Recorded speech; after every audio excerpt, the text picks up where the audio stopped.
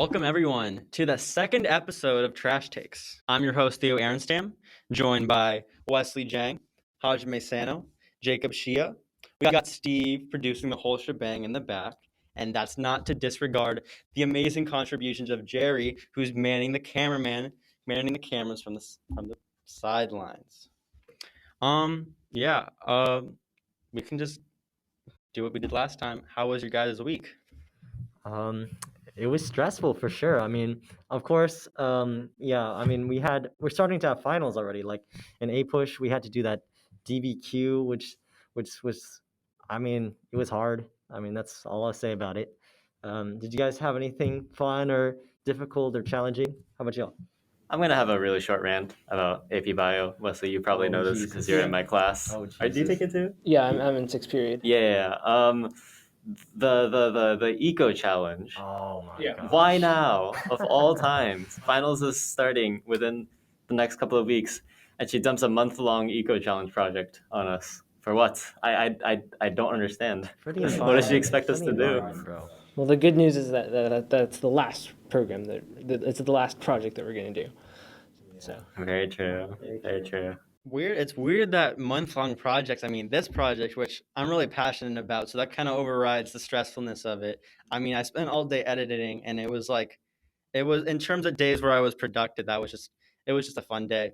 In acting, they introduced, they were doing this thing called I forget what it's called, but it's like a project about yourself. And it's as vague as it sounds. You can kind of just do whatever. I don't really know what I'm gonna do.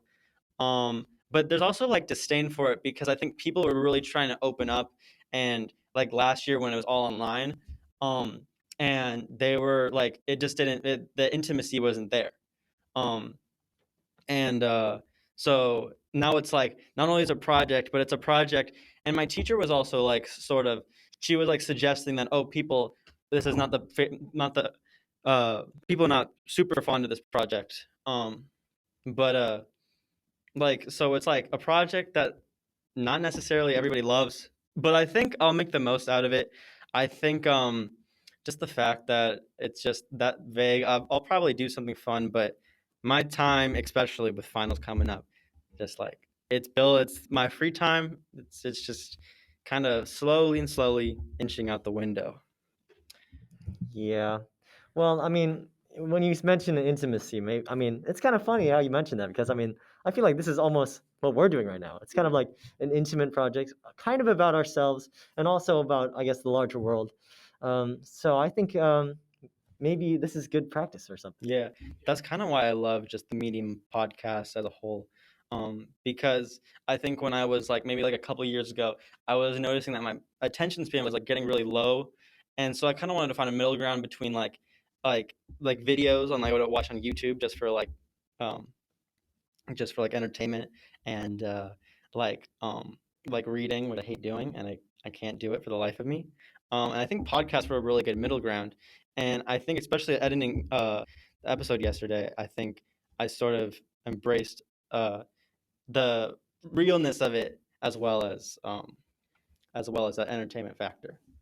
Yeah, this podcast is a really nice intersection between all those different classes and different subjects that you're taking, right? Acting, history, English, and even biology has relevance in these discussions, and it's good that we're using these skills for something that we're passionate about, for something that we hope will overall have a positive impact.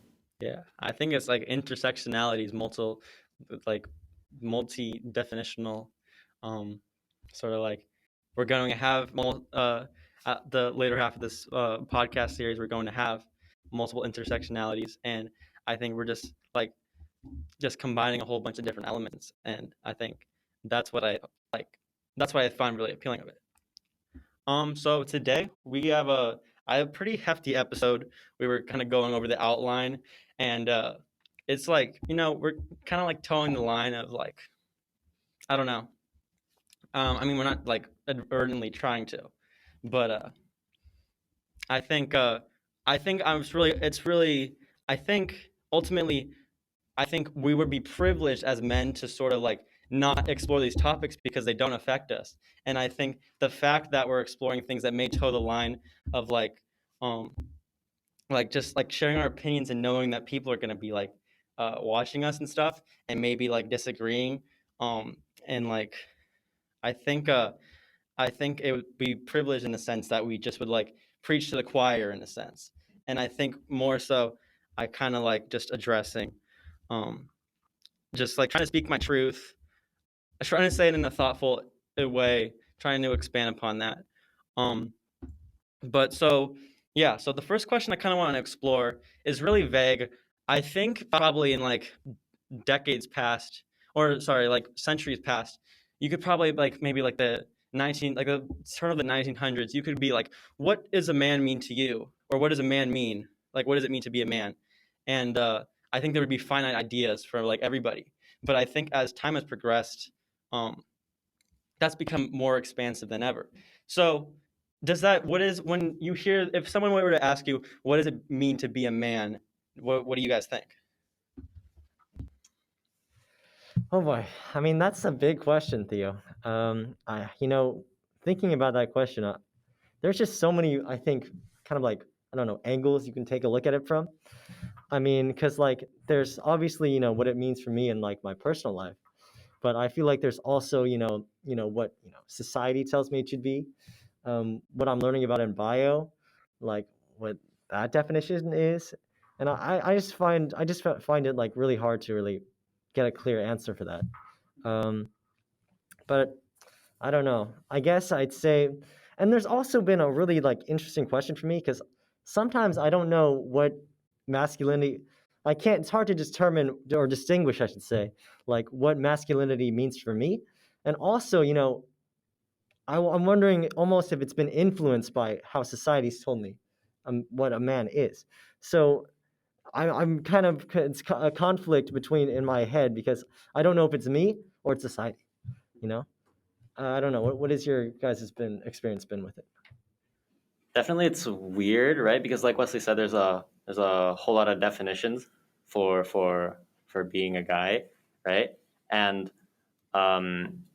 definitely for me, I feel like I've been influenced by who I've surrounded myself with a lot, which is weird because for the longest time I actually didn't have a whole lot of guy friends. I surrounded myself with a lot of girl friends, right?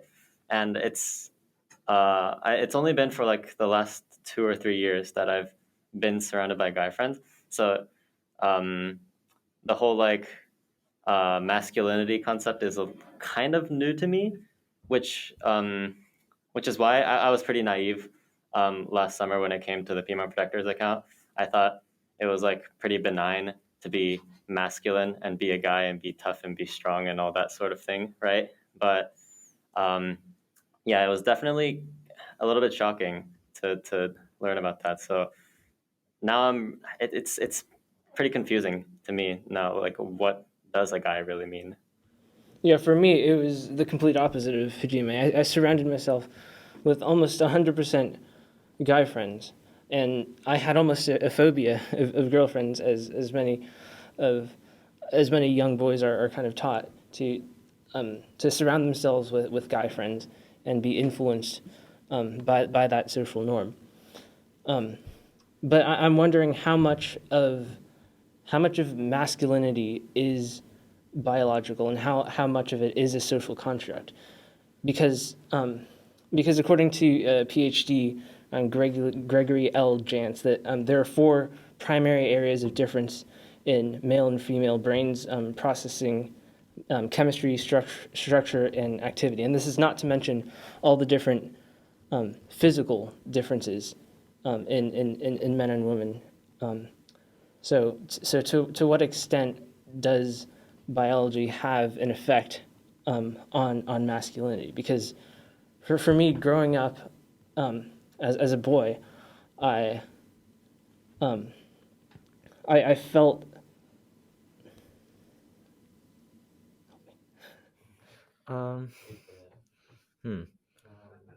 Maybe you kind of felt like, I don't know, because I don't know, it's interesting. You brought up that biological, I guess, sense of the word. So maybe you were kind of I guess, having your, I don't know. That's kind of a tough. Okay, or if I could continue here, I was actively trying to act like a boy, and I would get into I would fight with people, and I would get into arguments with people just for the heck of it. And I'm wondering if that is something that is inherently programmed into my brain, or if it is something that I was taught to do. Yeah, that. No, you go ahead. You go ahead, dude. Okay, yeah, that's really interesting. I think that answer almost for me is, I think, I mean, I don't, I think I like comprehend like there's biological differences, but I think when I'm just like talking about like thinking about myself and how I was in the past and how I can improve, I kind of just throw that to the wayside. I think just going to the idea, I forget how this question was curated. What does it mean to be a man? Um, but it really just doesn't mean anything but like outside of like just being a person. Like I think for me, I'm just trying to find avenues of just expressing myself, whether that be conventionally masculine, conventionally feminine. um and I think I found a lot of success and like contentment in doing so. um yeah, I think we were kind of touching on like in Wildwood, um the dynamic was less, I think, I think, um like trying to fight one another, and more so I think it was just like light and humorous, which I think then evolved into like darker humor, which I think is toxic in itself. um but I think for me, I think, but I would also say at that same token, how I feel now, I feel like I'm sort of embracing more masculine themes. um I mean, not like in a violent, dangerous sense, but I think like I embrace like kind of like working hard, especially like physically. I think, I mean, I don't know, for me like it's a lot more rewarding, and I kind of find it's easier to aspire to do and achieve things like physical feats rather than like um and like academic ones. Um and so I'm like embracing exercise more. I'm kind of making a focal point to do that and try harder at like exercising and stuff. um and so I mean, I guess that's not, I think that probably spans both genders. There's a lot of like just the message that a lot of people receive is that like it's good to be fit. Um, and I think it's more so maybe I'm conforming more to not necessarily society's standards of I mean, society's standards of masculinity, but rather society's like standards that I interpret just as a whole. Um, yeah. Um, does anyone have other thoughts about that? Well, I feel like I guess so. Your response, it seems like, to Jacob's question is that it's not so much the biology, but more so just just kind of almost self determination.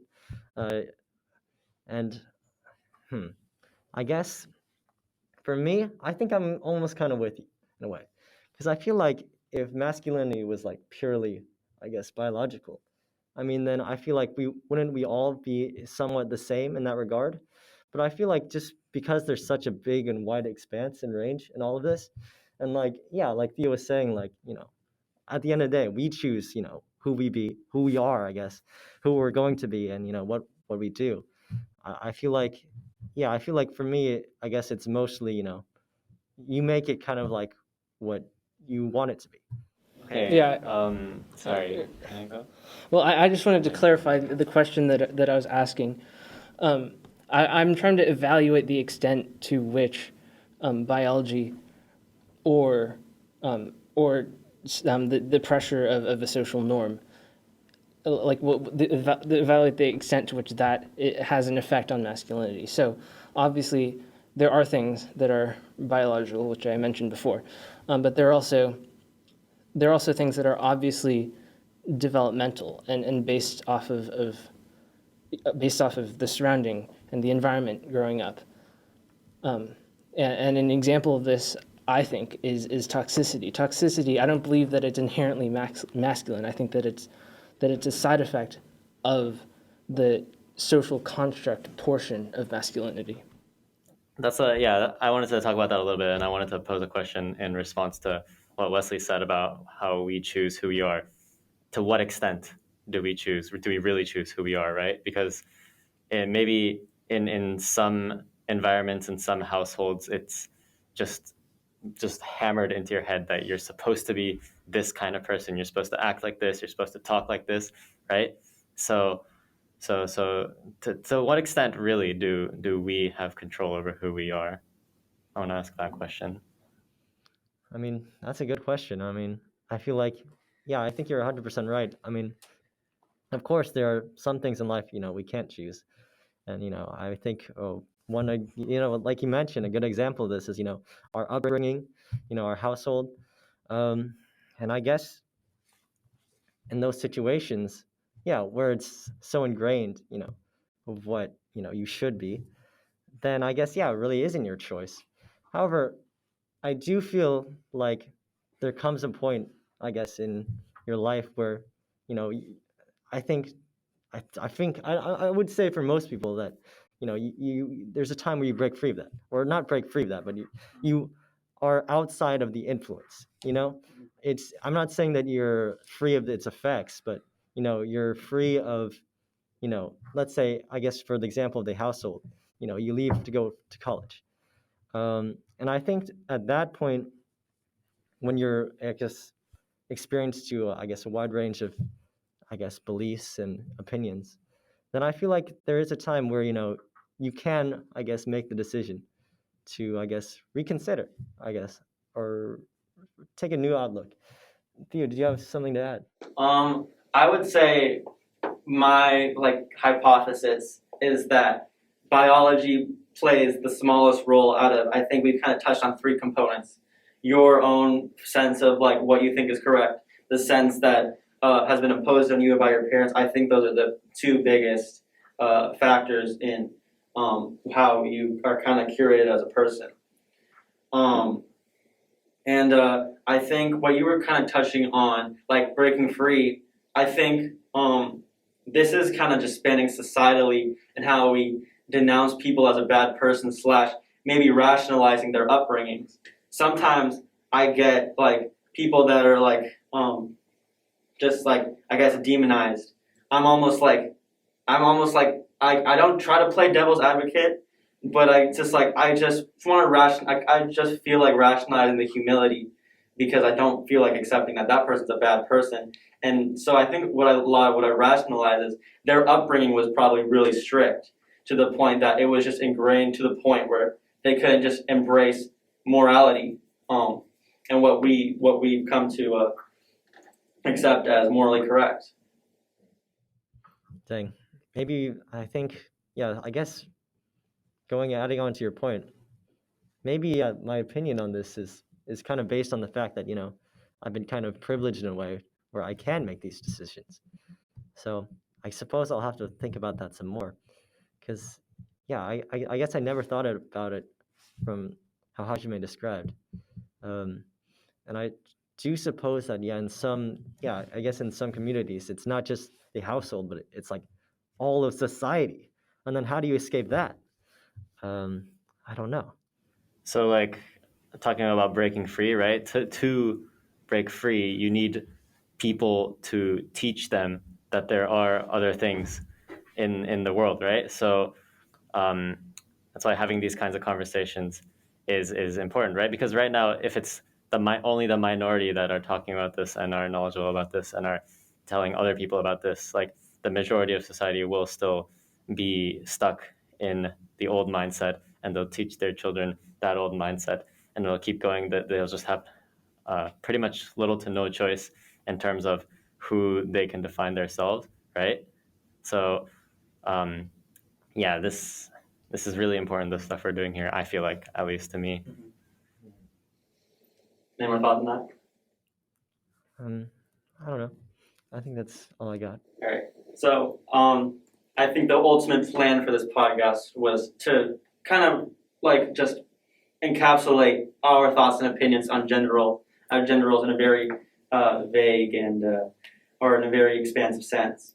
I think my next question for you guys is: do you think that there's some certain gender roles that, like, in the past were just perpetuated and like that in turn kind of cemented what was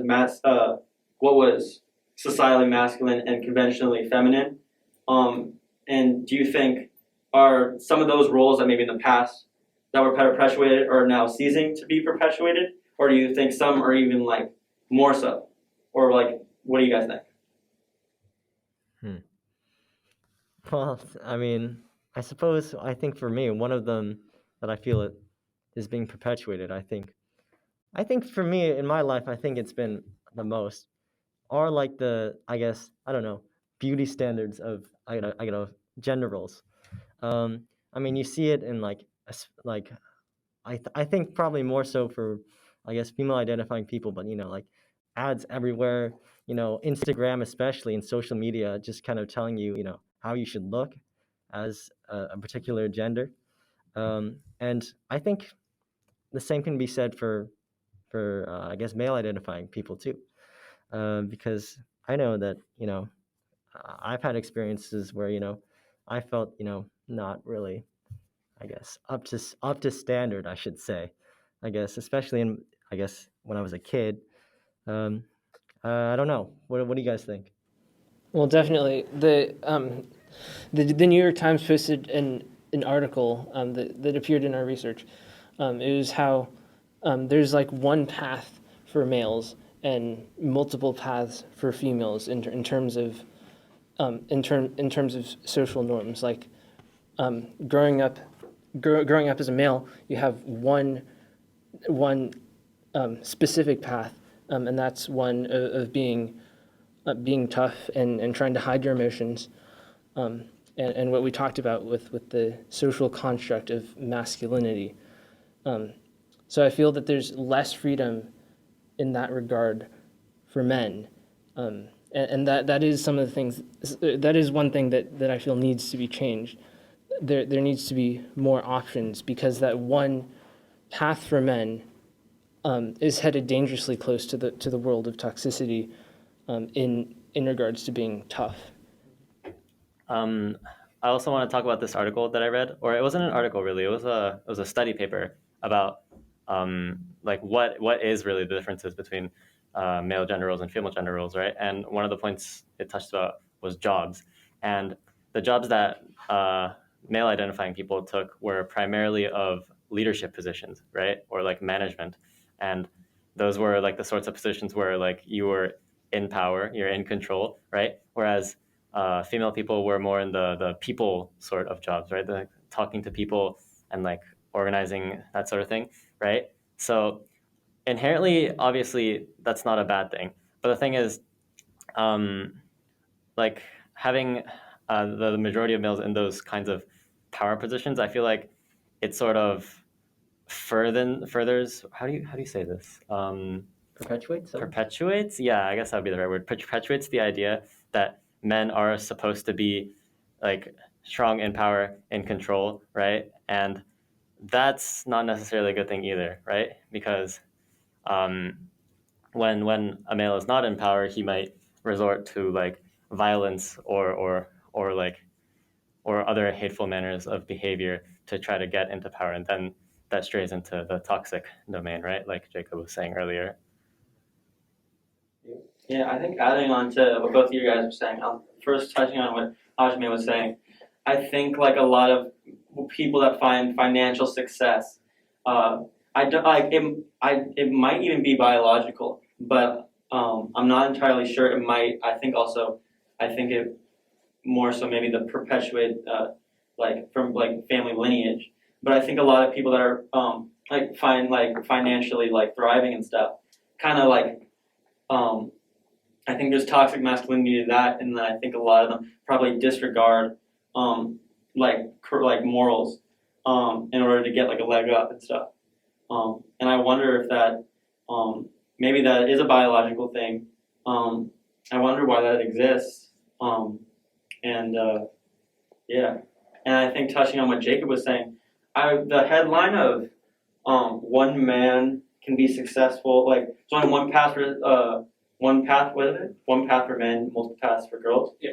I think there is multiple paths for men, because I feel like, I don't know, I feel like men could get a lot of jobs, like they're more kind of like that are conventionally feminine, like maybe like fashion. I think there's a lot of men in fashion, and stuff of that nature.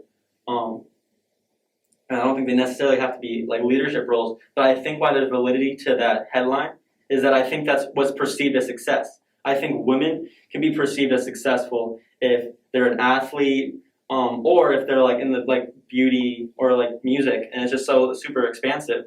But I think for guys, they won't be maybe perceived as successful unless they're in that like leadership role. Yeah. So on that point, I was talking about in that headline. I think that the one path for male that's I'm talking developmentally. There's a very, very specific social norm that men are supposed to adhere to, and if they don't adhere to that, if they deviate anywhere from that, they're more likely to be criticized, right? And I think, what I was saying before is that path steers dangerously close to toxicity. And another solution to this, besides creating more options for men, is to divert that path away from toxicity, right? The Boy Scouts have the Scouts Honor, in which they encourage men to be morally straight, right? That should be a critical value of masculinity, is being morally straight as opposed to toxic, because toxicity often impedes on the morality of the subject. I mean, I think that's an interesting question, because, I mean, like, I would be interested to see what I guess our female-identifying students or colleagues would have to say about the notion that I guess they can be, I guess they're more free, I guess, in the sense of that they can express themselves in different ways, because I'm not 100% sure. I'm not 100% sure if it's true, because I guess I'm not female identifying. But I think, I guess, I don't know. In my opinion, I feel like female identifying people, as much as male identifying people, have an outline of what they're supposed to be. I would say that I kind of almost do kind of see what Theo's saying, and that perhaps they could be perceived as, I guess, successful in more facets. But I do, however, agree with Jacob in the sense that I don't know. I think it was something that I don't know, I've observed. I just feel like, and I think it's almost kind of touching on what Theo said too, because I feel like it's pretty normal, I guess, for like, I don't know, a female identifying person to do things like, I guess well, then maybe I actually do agree with Jacob. I'm not sure what I think anymore, because I'm thinking, it's pretty like normal for, I guess, a female identifying person to like, I guess, I don't know, wear, I guess, historically male identifying clothes, such as like, I don't know, like a suit or like pants. And I feel like, Definitely, yeah, that sort of thing has definitely like loosened up over the years, right? Especially with the rise of the LGBTQ movement. So like male or biologically male people expressing feminine traits and vice versa, right? So on that front, yeah, over the last couple of years, it's I feel like it's definitely become a lot looser in that sort of frame, right? But I don't know. I feel like there's still like that's the kind of confusing thing to me, right? Because even though society seems to be more open to those kinds of things, where like guys can be girly and girls can be guyish, boyish, right? Mm-hmm. There's still a massive stigma around like guys doing feminine things if they aren't openly gay or something like that, right? Which is super weird to me. I wanted to I wanted to talk about that a little bit. What do you guys think about that? I think there's a lot of validity in that. I feel like it's almost what I observe it a lot in like social media. Like, there'll be like big kind of groups of like guys that are trying to stray away from as much as possible to be perceived as gay. And then there's people I think that are gay that are embracing that. And then I feel like there's like a middle ground of people who maybe aren't gay or who are gay and they express themselves maybe differently. Where it's like those people don't embrace as much, I feel. Or they can't really find their like societal sort of like footing. Yeah. Yeah, I think it's almost funny, Hajime, because like you almost read my mind, bro. It was crazy. It was crazy, because like I was just about to touch on the fact that like if a boy wore a skirt, it'd be crazy. At Piedmont High School, I think it would be perceived as shocking. I think, and I just think that that's interesting that there's that, and I don't know, dichotomy. And I wonder, yeah, that's almost kind of like. Well, it's kind of not the whole developmental thing that Jacob was talking about, but it is kind of like the, I don't know, the point going on along the route of that, I guess masculinity means kind of like a smaller thing. And I don't know. I just think that kind of, it kind of goes into the thing where, that, it's really, I guess, restricting almost in a way. I don't know. Yeah, it might be a slightly controversial take, but the path for guys and male identifying people, if you like really, really think about it, is pretty narrow. If like in the sense you can really do a whole lot more things than traditionally female identifying people can, just because of how society is currently, right? But to be perceived as successful, to be perceived as like the manly man, the guy, right? Your avenues for success are very, very, very narrow, right? Like Jacob said. So in that sense, yeah, I definitely agree with them.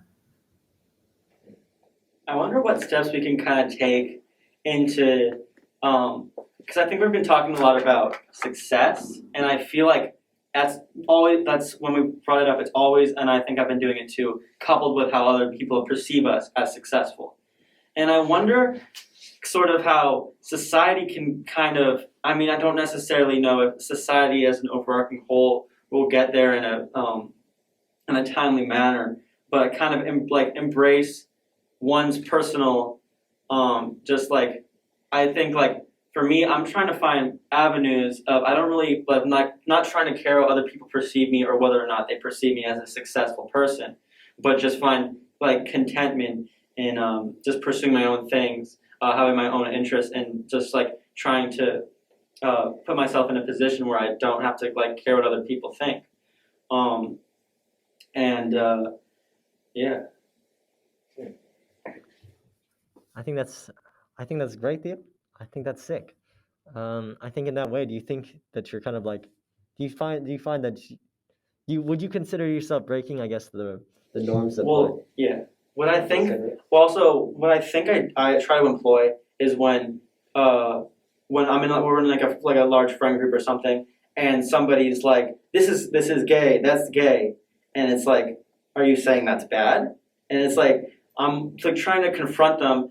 And then sometimes I'll be like, because I'm just like also trying to be like more freer with like, I don't necessarily know if it's my sexuality, because I'm a straight male identifying person. But sometimes I'll say, like, try to embrace that. If they say like, that's gay, I'll be like, okay, that's gay, sure, super gay maybe. And it's like, I don't care. I don't want to care, and I don't care.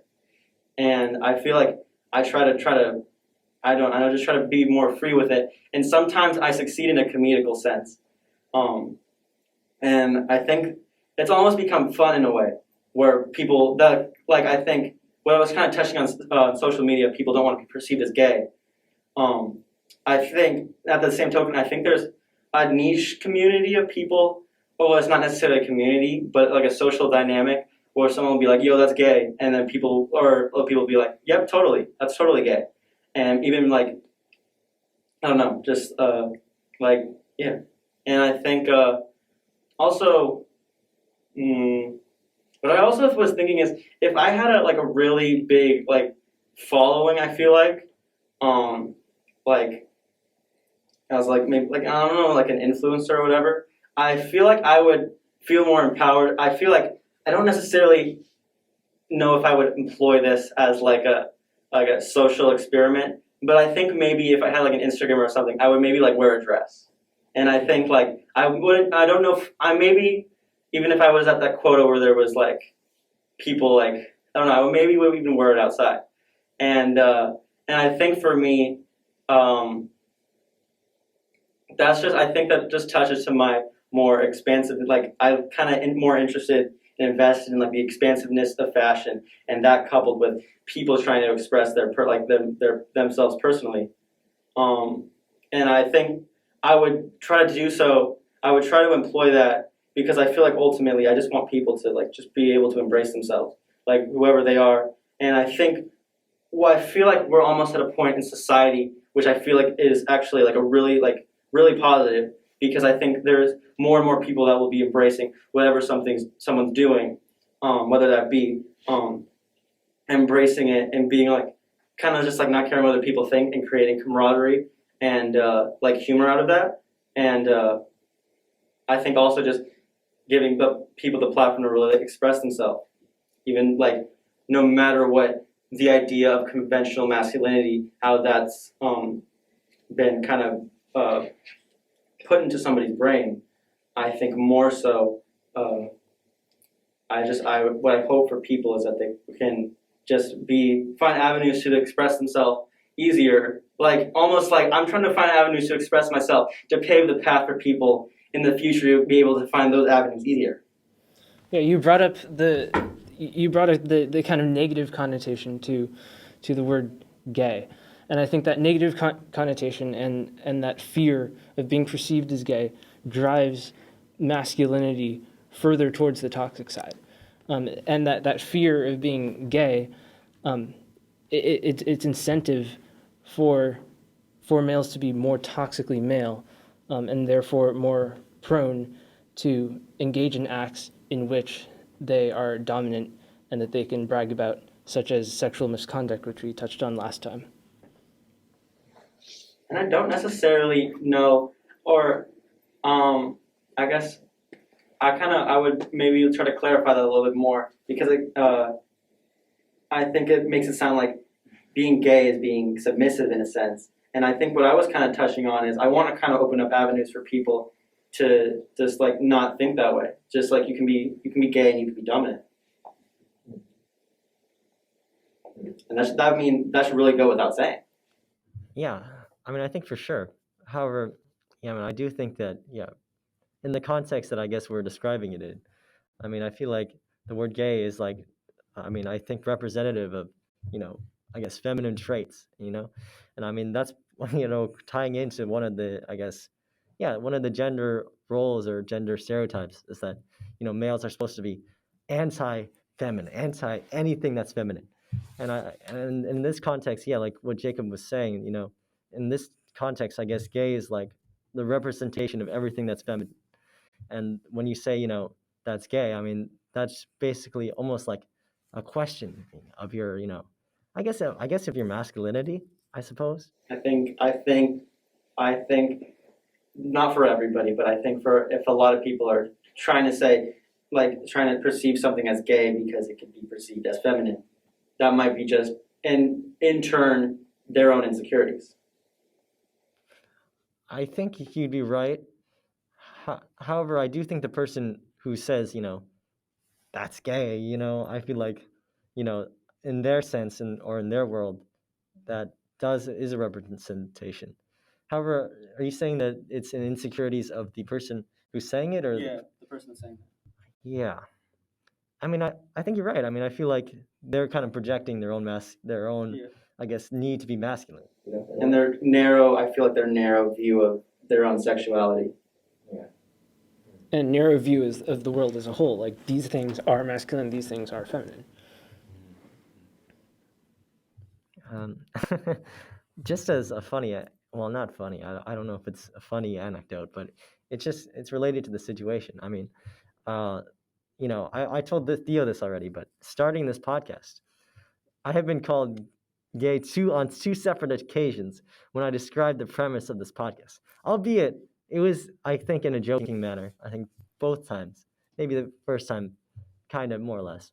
But I mean, I think that just goes to show how restrictive those things are.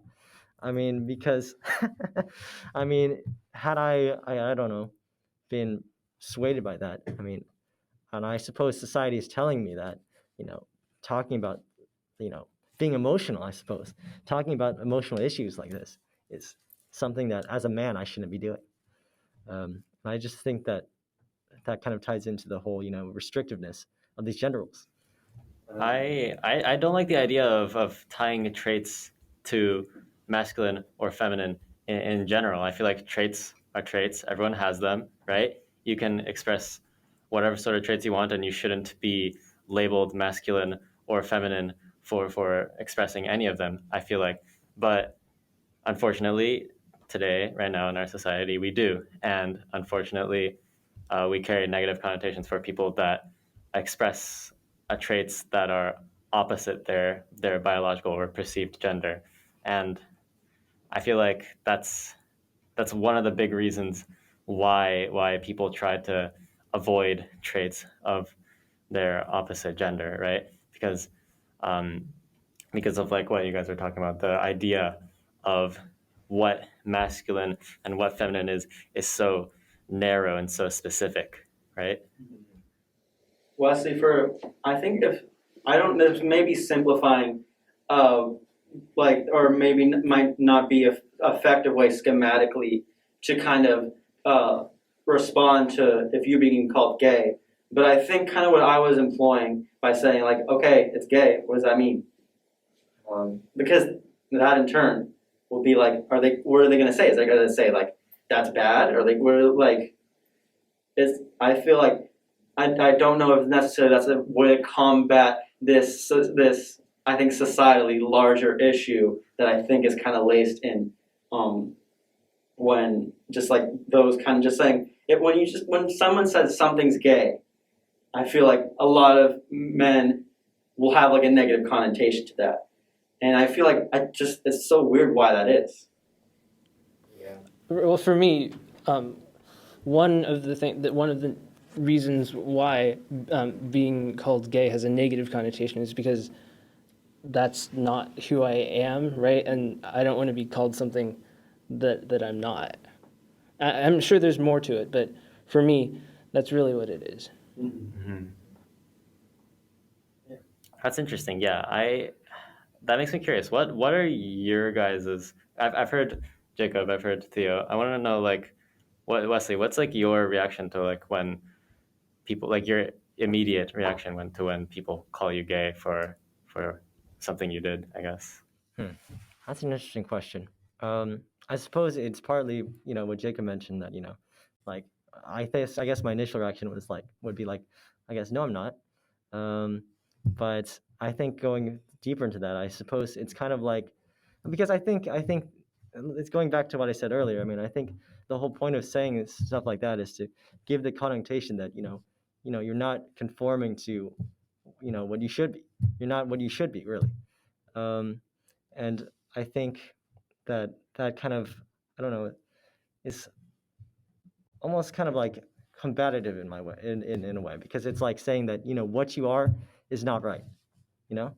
And I'd say that's probably what it is for me. I gotta say I was honestly confused when I first heard gay used to describe an action or someone using the word gay to describe something that I was doing. Right? I was really really confused. I was like, why are we using the word gay to describe something bad? Because it was something kind of dumb that I did, right? And people said that it was gay, and I was like, why are we using the word gay to describe something bad? and it was.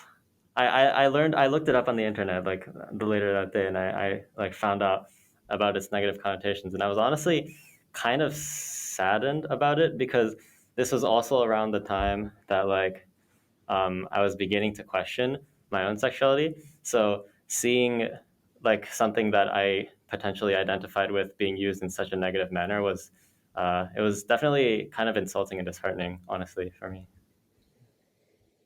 Yeah, I feel like that's really interesting. I think I think we've kind of explored like a different layer of masculinity that I don't even think even through all our research, I don't necessarily know if we kind of touched on it, and that's just like the negative connotation of what is like societally of just people it's like a denouncing someone just because of their sexual identity, and I mean obviously that's happened in the past in many cultures, but I think it's devastating, and I just wonder how Piedmont in our small little community how we can just kind of provide solace or like support to just like people like all different sexualities and just allow people to express themselves. Yeah, for sure. I mean, that's what we're all striving for, Just, I guess no expectations of what you should be based on your characteristics that you can't change. Whether it be gender roles or sexuality, I don't know. They're just things that, I don't know, we got to work to, I guess, dismantle. I think just take the word should out of our vocabulary, like would or could, right? Things that are more flexible. Should is like, you have to be this thing. I think just take that word out of our vocabulary and just not use it at all. And yeah, because telling people they should be something is very restrictive. But telling people they could be something or they would be something is a lot more free form for that person. And I feel like that's a really small, and it looks or it sounds like it's really small, but I feel like it's a significant step towards achieving what we were just talking about. In the event that we do use the word should, I think it should be to reform what we talked about, that straight path for males, that path, that very thin line that you're criticized from deviating from. I feel like that we as men should be more morally straight and less toxic, right? Yeah. I think for sure. I mean, I think perhaps morally straight. I mean, I'm not sure. Morally straight. What does that mean? What does morally straight even mean? Like, just being a good person. Yeah, being a good person, having solid morals that you strive to uphold no matter what the situation. Mm-hmm. And that kind of goes back to what we're talking about, sexual misconduct. You have to be morally straight in the sense that it should be a common held moral to treat women as humans, to treat them as our equals. Women, and then also we were kind of touching on people of different sexualities, people of different identities, just the whole 9 yards. I think we should. I think a lot of I don't know how to say this by wrapping it up, but I think a lot of what's perpetuated negatively connotating a lot of different groups is just that there's been less steps to embrace these groups, and those people they find it weird. They just challenge their sense of what exists, and I think ultimately I don't think any of us will have a problem employing, but I think like when we become like parents and it just becomes more and more expansive, I think we just be able to embrace it and find. avenues and just build up and self-reflect and develop as people and just try to embrace all different types of self-expression. And on that note, thank you guys for watching our second edition of Trash Takes. I had a lot of fun with this episode. I really felt like I was able to express my thoughts and opinions, whether or not they were unconventional or not. But yeah, this was a lot of fun. I had a lot of fun. I think we opened up the stage to so many things, and I'm just enjoying so much where the progression of this stuff, like this podcast, is going. Super insightful. Yeah, I love the talk, honestly. Thank you guys for watching. Yeah, thank you guys. We will see you in the next episode. Yep. See ya. Bye-bye. Bye.